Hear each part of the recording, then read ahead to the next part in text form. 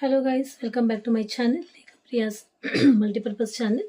ಸ್ವಲ್ಪ voice cracky ಆಗಿದೆ, please don't mind. ಹೀಗೆ ಸ್ವಲ್ಪ ಕ್ಲಾಸಸ್ಸಲ್ಲಿ ಮಾತಾಡಿ ಸ್ವಲ್ಪ ವಾಯ್ಸ್ ಕ್ರ್ಯಾಕಿ ಆಗಿದೆ. ಸೊ ಇವತ್ತಿನ ಒಂದು ಡಿಸ್ಕಷನ್ ಮಾಡೋಕ್ಕೆ ಅಂತ ನಾನು ಬಂದೆ. ಹಾಗೆ ಸ್ವಲ್ಪ ಸ್ಯಾರಿ ವ್ಲಾಗ್ ಮಾಡಿದ್ದೀನಿ ನಾನು. ಅದಾದಮೇಲೆ ಅದು ಅಪ್ಲೋಡ್ ಮಾಡಿದ್ದಾದಮೇಲೆ ಈ ಒಂದು ವ್ಲಾಗ್ ನಿಮ್ಮ ಜೊತೆ ಶೇರ್ ಮಾಡ್ಕೋತೀನೋ ಅಥವಾ ಇದೇ ಫಸ್ಟು ಶೇರ್ ಮಾಡಿಕೊಂಡು ಅದನ್ನು ನಾನು ಅಪ್ಲೋಡ್ ಮಾಡ್ತೀನೋ, I have no idea about that. But ಇವತ್ತು ಒಂದು ರ್ಯಾಂಡಮ್ ಆಗಿರುವಂಥ ಡಿಸ್ಕಷನ್. ಅದೇನು ಅಂದರೆ, ಯಾವುದೋ ಒಂದು ವಿಚಾರಗಳು ನನ್ನ ಮನಸ್ಸಲ್ಲಿ ಇರುತ್ತವೆ. ಮನುಷ್ಯನಾದಂಥ ಮನಸ್ಸಲ್ಲಿ ಸಮಸ್ಯೆಗಳು ಇಲ್ಲದೆ ಇರುವಂಥ ಲೈಫ್ ಯಾರ್ದು ಇರೋದೇ ಇಲ್ಲ.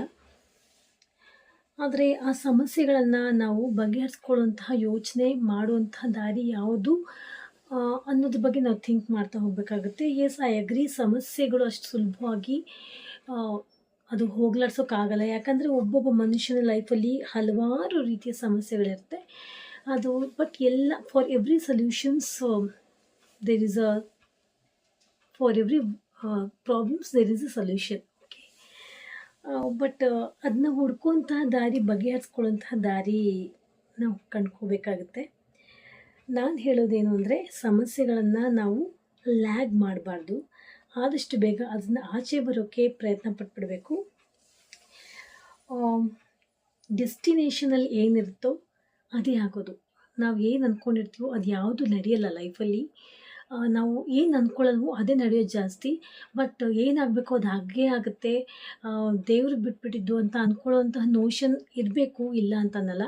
ಬಟ್ ಅದ್ರ ಮೇಲೆ ಡಿಪೆಂಡಬಲ್ ಆಗಿ ನಾವು ಸುಮ್ಮನೆ ಇರೋದು ಕೂಡ ತಪ್ಪು. ಸಮಸ್ಯೆಗಳನ್ನು ಬಗೆಹರಿಸ್ಕೋಬೇಕು. ಮುಕ್ತವಾಗಿ ಮಾತಾಡಿ, ಡಿಸ್ಕಷನ್ ಮಾಡಿ, ಅದು ಓಪನ್ ಅಪ್ ಆಗಿ ಮಾತಾಡಿ ಕ್ಲಾರಿಫಿಕೇಷನ್ ತೊಗೋಬೇಕು. ಆವಾಗ ಈ ಮನಸ್ಸಲ್ಲಿರುವಂಥ ಎಷ್ಟೋ ಒಂದು ತುಮುಲಗಳು, ತೊಳಲಾಟಗಳು ದೂರ ಆಗುತ್ತವೆ. ಕೆಲವು ಮನುಷ್ಯರು ಹೇಗೆ ಅಂದರೆ, ಎಷ್ಟೇ ಬುದ್ಧಿ ಹೇಳಿದ್ರು, ಎಷ್ಟೇ ನಾವು ಅವರಿಗೆ ಒಳ್ಳೆ ಮಾತನ್ನ ಹೇಳಿದ್ರು, ಅವ್ರ ಕೆಟ್ಟ ನೀಚ ಬುದ್ಧಿಯಿಂದ ಅವ್ರು ಆಚೆ ಬರೋದಿಲ್ಲ. ಸೊ ಅವರಿಗೆ ಎಂಜಿಲು ತಿಂದು ಅಭ್ಯಾಸ, ಅವರಿಗೆ ಹೊಲಸು ತಿಂದು ಅಭ್ಯಾಸ. ಅಂಥವ್ರನ್ನ ಏನೂ ಮಾಡೋಕ್ಕಾಗಲ್ಲ.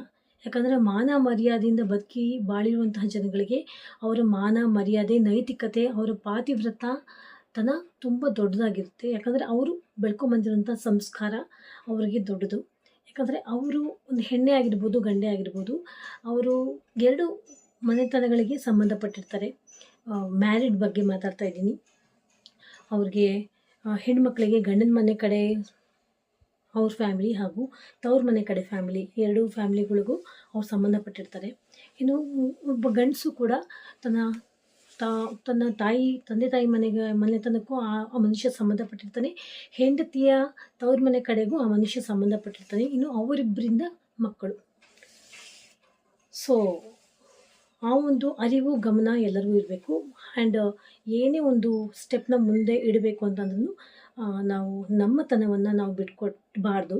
ಆ್ಯಂಡ್ ಎಲ್ಲ ಒಂದು ಫ್ಯಾಮಿಲಿ ಬೇಸಿಸ್ ಆ್ಯಂಡು ಸಮಾಜದಲ್ಲಿ ಅವರಿಗಿರುವಂತಹ ಇಮೇಜ್ ಬಗ್ಗೆ ಕೂಡ ಯೋಚನೆ ಮಾಡಬೇಕಾಗಿ ಬರುತ್ತೆ. ಯಾಕಂದರೆ ಒಂದು ಸಮಾಜದಲ್ಲಿ ಒಳ್ಳೆ ಮನುಷ್ಯ ಅನ್ನುವಂಥ ಹೆಸರು ಪಡ್ಕೊಳ್ಳೋಕ್ಕೆ ಎಷ್ಟೋ ವರ್ಷಗಳ ಕಾಲ ಡೆಡಿಕೇಶನ್, ಕಷ್ಟಪಟ್ಟು ಆ ಒಂದು ಹೆಸರನ್ನ ಪಡ್ಕೊಂಡಿರ್ತೀವಿ. ಬಟ್ ಕೆಟ್ಟ ಒಂದು ಹೆಸರು ಪಡ್ಕೊಳ್ಳೋಕ್ಕೆ ಕೇವಲ ಒಂದೇ ಒಂದು ಕೆಟ್ಟ ಕೆಲಸ ಸಾಕು, ಒಂದೇ ಒಂದು ನಿಮಿಷ ಸಾಕು ಆ ಕೆಟ್ಟ ಕೆಲಸ ಮಾಡೋಕ್ಕೆ. ಹಾಗೂ ಕೆಟ್ಟ ಮನುಷ್ಯ ಅಂತ ಅನ್ಸ್ಕೊಳ್ಳೋಕ್ಕೆ, ಕೆಟ್ಟ ಕೆಲಸ ಮಾಡಿ ಕೆಟ್ಟ ಮನುಷ್ಯ ಅಂತ ಅನ್ಸ್ಕೊಳ್ಳೋಕ್ಕೆ ಒಂದೇ ಒಂದು ನಿಮಿಷ ಸಾಕು. ಹಾಗೂ ಅದನ್ನ ತೊಳ್ಕೊಳ್ಳೋಕ್ಕೆ ಸಾಧ್ಯನೇ ಇಲ್ಲ. ಲೈಫ್ ಲಾಂಗ್ ಆ ಒಂದು ಕಪ್ಪು ಚುಕ್ಕಿ ಇದ್ದೇ ಇರುತ್ತೆ ಮನುಷ್ಯನಿಗೆ. ಸೊ ಒಬ್ಬ ರೆಸ್ಪೆಕ್ಟಬಲ್ ಮನುಷ್ಯ ಆಗಿ ಸ್ಥಾನಮಾನ ಪಡ್ಕೊಂಡು ರೆಸ್ಪೆಕ್ಟಬಲ್ ಫ್ಯಾಮಿಲಿಗೆ ಆತ ಒಂದು ಹೆಣ್ಮಕ್ಳ ಬಗ್ಗೆನೇ ಆಗಲಿ, ಗಂಡು ಮಕ್ಳ ಬಗ್ಗೆನೇ ಆಗಲಿ, ಆತ ಒಂದು ರೆಸ್ಪೆಕ್ಟಬಲ್ ಫ್ಯಾಮಿಲಿಗೆ ಸಂಬಂಧಪಟ್ಟು ಒಂದು ಕೆಲಸ ಮಾಡಬೇಕು, ಒಂದು ಕೆಟ್ಟ ಕಾರ್ಯ ಮಾಡಬೇಕು, ಅನೈತಿಕವಾಗಿ ಬದುಕಬೇಕು. ಅನೈತಿಕ ಅಂದರೆ ನಾನು ಒಂದು ಲೈಂಗಿಕ ಕ್ರಿಯೆ ಬಗ್ಗೆ ಮಾತ್ರನೇ ಮಾತಾಡ್ತಿಲ್ಲ, ಅದು ಸೇರಿದೆ. ಬಟ್ ನಾನಿಲ್ಲ ಅಲ್ಲಗಳಿತಿಲ್ಲ. ಬಟ್ ಏನೇ ಆಗಿರ್ಬೋದು, ಅನೈತಿಕ, ಕೆಟ್ಟ ಹಾದಿ, ಸುಳ್ಳು ಹೇಳೋದು, ಮೋಸ ಮಾಡೋದು, ಲಂಚ ಸ್ವೀಕಾರ ಮಾಡೋದು, ಕೆಟ್ಟ ಹಾದಿ ಹಿಡಿಯೋದು, ಒಬ್ಬರಿಗೆ ಸುಳ್ಳು ಹೇಳಿ ಬದುಕೋದು, ಅದು ತುಂಬಾ ಯೋಚನೆ ಮಾಡಬೇಕಾಗುತ್ತೆ. ಯಾವುದೋ ಒಂದು ಕೆಟ್ಟ ಆಮಿಷಕ್ಕೆ ಒಳಗಾಗಿ, ಕ್ಷಣಿಕದ ಒಂದು ಲಾಲಸೆಗೆ ಒಳಗಾಗಿ ಅವ್ರನ್ನ ಅವರು ಮಾರ್ಕೊಳ್ಳೋದು ಎಷ್ಟು ಮಟ್ಟಿಗೆ ಸಮಂಜಸ?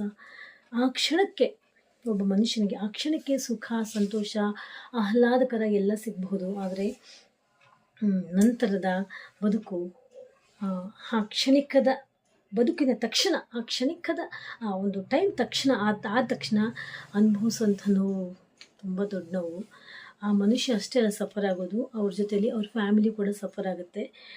ಅವ್ರನ್ನ ಕೆಟ್ಟ ಹಾದಿ ಇಳಿಸುವಂತಹ ಜನ, ಅವರಿಗೆ ಮಾನ ಮರ್ಯಾದೆ ಏನೂ ಇರಲ್ಲ, ಅವರಿಗೆ ಫ್ಯಾಮಿಲಿ ಬೇಸ್ ಅನ್ನೋದೇ ಇರಲ್ಲ. ನೋಡೋಕ್ಕೆ ಮಾತ್ರ ದೊಡ್ಡ ಲಾರ್ಡ್ ರೀತಿ ಬಿಹೇವ್ ಮಾಡ್ತಾ ಇರ್ತಾರೆ. ಬಟ್ ಮೂರು ಬಿಟ್ಟಿರುವಂತಹ ಜನಗಳು ಇರ್ತಾರೆ, ನಮ್ಮಗಳ ಮಧ್ಯೆನೇ ಇರ್ತಾರೆ.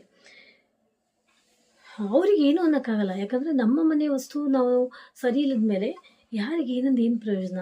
1 ಸಲ, 2 ಸಲ, 3 ಸಲ, 10 ಸಲ, 100 ಸಲ ಹೇಳ್ಬೋದು ನಮ್ಮ ಮನೆ ವಸ್ತುಗೆ. ಬಟ್ ಒಳ್ಳೆ ಹಾದಿ ಹಿಡಿಯಲ್ಲ ಅಂತಂದರೆ ಏನೂ ಮಾಡೋಕ್ಕಾಗಲ್ಲ. ಅಷ್ಟೇ, ನಿನ್ನ ದಾರಿ ನಿನಗೆ, ಆನೆ ನಡೆದಿದ್ದೆ ದಾರಿ, ಬಟ್ ಅನುಭವಿಸೋದು ಅಷ್ಟೇ, ಏನೂ ಮಾಡೋಕ್ಕಾಗಲ್ಲ. ಬಟ್ ಆದಷ್ಟು ಬೇಗ ಆದಷ್ಟು ಸಮಸ್ಯೆಗಳನ್ನ ಮಾಡ್ಕೋಬಾರ್ದು. ಮಾಡ್ಕೊಂಡಿದ್ರೂ ಎಚ್ಚೆತ್ಕೊಂಡ್ಬಿಡ್ಬೇಕು. ಕಾಲ ಮಿಂಚೋದ್ರ ಒಳಗಾನೆ ಎಚ್ಚೆತ್ಕೊಳ್ಳೋದು ತುಂಬಾ ಒಳ್ಳೆಯದು ಅಂತ ಅನ್ನೋಂಥ ಅನಿಸಿಕೆ ನನ್ನದು. ಯಾಕಂದರೆ ಈ ಬದುಕು ಮನುಷ್ಯನಿಗೆ ಒಂದೇ ಒಂದು ಸಾರಿ ಮಾತ್ರ. ಮತ್ತೆ ಇದೇ ಒಂದು ಜನ್ಮ, ಇದೇ ಒಂದು ಲೈಫ್. ಇಂಥವ್ರಿಗೆ ತಂದೆ ತಾಯಿಯಾಗಿ ಹುಡ್ತೀವಿ, ಇಂಥವ್ರಿಗೆ ಹೆಂಡತಿಯಾಗಿ ಅಥವಾ ಗಂಡನಾಗಿ ನಾವು ಹುಡ್ತೀವಿ, ಇಂಥವ್ರಿಗೆ ನಾವು ತಂದೆ ತಾಯಿಯಾಗಿ ಹುಡ್ತೀವಿ, ಇಂಥವ್ರಿಗೆ ಮಕ್ಕಳಾಗಿ ಹುಡ್ತೀವಿ ಅಂತ ಹಾಗಲ್ಲ ಅದು, ಅಲ್ವಾ? ಈ ಜನ್ಮ ಇಷ್ಟೇ. ಬಟ್ ಹುಟ್ಟಿರುವಂಥ ಜನ್ಮ ನಾವು ಸಾರ್ಥಕತೆಯಾಗಿ ಮುಗಿಸ್ಬೇಕು. ನಾವು ಸತ್ತ ಮೇಲೆ ಕೂಡ ಎಸ್, ನನ್ನ ಗಂಡ ಇಂಥ ಒಳ್ಳೆ ಮನುಷ್ಯ, ಅಥವಾ ನನ್ನ ತಂದೆ ಇಂತಹ ಒಳ್ಳೆ ಮನುಷ್ಯ, ನನ್ನ ತಾಯಿ ಇಂಥ ಒಳ್ಳೆ ಹೆಣ್ಮಗಳು, ಅಥವಾ ನನ್ನ ಹೆಂಡತಿ ಇಂಥ ಒಳ್ಳೆ ಹೆಣ್ಮಗಳು ಅಂತ ನಮ್ಮ ಫ್ಯಾಮಿಲಿ ಅಥವಾ ನಮ್ಮ ಸುತ್ತಮುತ್ತ ಇರುವಂತಹ ಸಮಾಜ ನಮ್ಮನ್ನು ನೆನೆಸ್ಕೋಬೇಕು. ಅಷ್ಟೇ ನಾವು ಪಡ್ಕೊಳ್ಳೋದು. ನಾವೇನು ಹೊತ್ಕೊಂಡು ಹೋಗಲ್ಲ. ಬಟ್ ಅರ್ಥ ಮಾಡ್ಕೊಳ್ಳೋರಿಗೆ ಅರ್ಥ ಮಾಡಿಸ್ಬೋದು. ಕೆಲವು ಮೂರು ಬಿಟ್ಟು ಜನಗಳಿಗೆ ಏನಂದರೂ ಅಷ್ಟೇ. ಬಟ್ ಫೋರ್ಸ್ ಕೊಡೋದು ಮಾತ್ರ ದೊಡ್ಡ ಒಂದು ಘನಸ್ತ್ರ ರೀತಿ ಫೋರ್ಸ್ ಕೊಡ್ತಾರೆ. ಒಳ್ಳೆ ಬಟ್ಟೆ ಹಾಕ್ಕೊಂಡ್ಬಿಟ್ರೆ ಅವರ ಒಂದು ವ್ಯಕ್ತಿತ್ವ ವಾಸನೆ ಹೊಡಿತಿರುತ್ತೆ, ಕೆಟ್ಟ ವಾಸನೆ ಹೊಡಿತಿರುತ್ತೆ. ಬಟ್ ಮೈ ಮೇಲೆ ಮಾತ್ರ ಒಳ್ಳೆ ಬಟ್ಟೆ ಇರುತ್ತೆ. ವಾಟ್ಸ್ ದ ಯೂಸ್, ಅಲ್ವಾ? ಏನೋ ಇನ್ನೂ ಕಾಲ ಮಿಂಚೋದ್ರೊಳಗಾಗಿ ಎಚ್ಚೆತ್ಕೊಂಡ್ರೆ ಒಳ್ಳೆಯದು. ಇದು ಒಂದು ಮೋಟಿವೇಶ್ನಲ್ ಸ್ಪೀಚ್ ಅಂತಲೇ ಅಂದ್ಕೊಳ್ರಿ. ಇದು ಯಾರ ಬಗ್ಗೆನೂ ನಾನು ಉದ್ದೇಶಿಸಿ ಮಾತಾಡ್ತಾ ಇಲ್ಲ. ಯಾರಿಗಾದ್ರೂ ಟಚ್ ಆದರೆ ನಾನೇನೂ ಮಾಡೋಕ್ಕಾಗಲ್ಲ. ಅವರವ್ರ ಕರ್ಮ ಅವರವರು ಅನುಭವಿಸ್ಬೇಕು ಅಷ್ಟೇ. ಎಚ್ಚೆತ್ಕೊಂಡ್ರೆ ಒಳ್ಳೆಯದು. ಇಲ್ಲವಾದರೆ ಕಾನೂನು ಅನ್ನೋದು ಎಲ್ಲರಿಗೂ ಇದೆ, ಧರ್ಮ ಅಧರ್ಮ ಅನ್ನೋದು ಎಲ್ಲರಿಗೂ ಇದೆ. ಅಷ್ಟೇ. ನಿಮಗೆ ಈ ಒಂದು ಮಾತುಗಳ ಬಗ್ಗೆ ಅನಿಸಿಕೆ, ಅಭಿಪ್ರಾಯ ಏನು ಅಂತ ನನಗೆ ಕಾಮೆಂಟ್ ಸೆಕ್ಷನಲ್ಲಿ ಬಟ್ ಕಳಿಸಿ. ಎಲ್ಲದಕ್ಕೂ ಆ ದೇವರೊಬ್ಬ ನೋಡ್ತಾ ಇದ್ದಾನೆ. ನಾಸ್ತಿಕರೇ ಆಗಿರ್ಬೋದು, ಆಸ್ತಿಕರೇ ಆಗಿರ್ಬೋದು, ನ್ಯಾಯ, ನೀತಿ, ಧರ್ಮ ಅನ್ನೋದು ಎಲ್ಲರಿಗೂ ಇದೆ. ಕರ್ಮ ರಿಟರ್ನ್ಸ್. ನಾವು ಮಾಡಿದ ಕರ್ಮ ನಾವು ಅನುಭವಿಸ್ಲೇಬೇಕು. ಅಮಾಯಕರನ್ನ, ಅವರ ಒಳ್ಳೆತನನ ಮಿಸ್ಯೂಸ್ ಮಾಡ್ಕೋಬಾರ್ದು. ಅಮಾಯಕ ಸಿಕ್ಕಿದ್ದಾನೆ ಅಂತ ಹೇಗೆ ಬೇಕೋ ಹಾಗೆ ಅವ್ರನ್ನ ತುಳಿದು, ಕಾಲು ಕೆಳಗೆ ತುಳಿದು ಕೈಯಲ್ಲಿ ಹಿಸುಕಿ ಬಿಸಾಕಿ ಅವ್ರನ್ನ ಹಿಪ್ಪೆ ಮಾಡೋದು ಒಳ್ಳೆಯದಲ್ಲ. ಅವ್ರ ಹಿಂದೆ ಒಬ್ಬ ಸ್ಟ್ರಾಂಗ್ ಪರ್ಸನ್ಸ್ ಇರ್ತಾರೆ ಅನ್ನೋದು ಮರಿಬಾರ್ದು. ಒಳ್ಳೆಯವರಿಗೆ ಸಿಟ್ಟು ಬಂದರೆ ಎಲ್ಲಿ ಬೇಕಾದರೂ ಹೋಗ್ತಾರೆ. ಅದು ನೆನ್ಪಿಟ್ಕೋಬೇಕು ಅಂತ ನನ್ನ ಅನಿಸಿಕೆ. ಇದು ಹೇಳ್ತಾ ಇವತ್ತಿನ ವಿಡಿಯೋ ಮುಗಿಸ್ತಾ ಇದ್ದೀನಿ. ಮತ್ತೊಮ್ಮೆ ಭೇಟಿ ಆಗ್ತೀನಿ ಹೊಸ ವಿಡಿಯೋನೊಂದಿಗೆ. Until then you all take care.